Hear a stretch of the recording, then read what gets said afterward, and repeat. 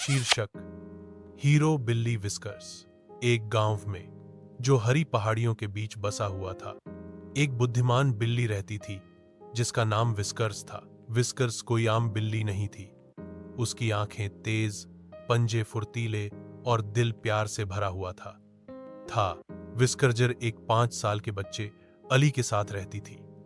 दोनों बहुत अच्छे दोस्त थे।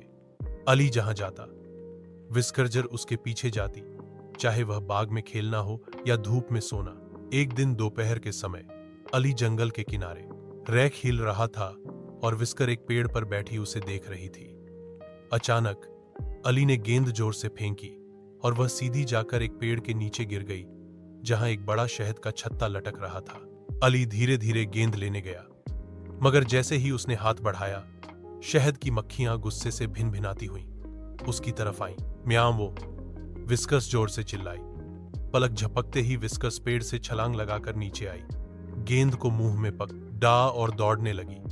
वे मक्खियां विस्कर्स के पीछे लग गईं। विस्कर्स ने मक्खियां अली से दूर कर दी। अली का दिल जोर जोर से धड़क रहा था। वह फौरन भागकर अपने घर गया और दरवाजा बंद कर दिया। थोड़ी देर बाद विस्कर्स भी वापस आई। सांस फूली हुई थी, लेकिन होश और महफूज। अली ने विस्कर्स को गोद में उठाया और बोला, तुम मेरी हीरो हो विस्कर्स, तुमने मेरी जान बचाई। विस्कर्स ने नरमी से मायाओं किया और उसके गाल से सिर रगड़ने लगी।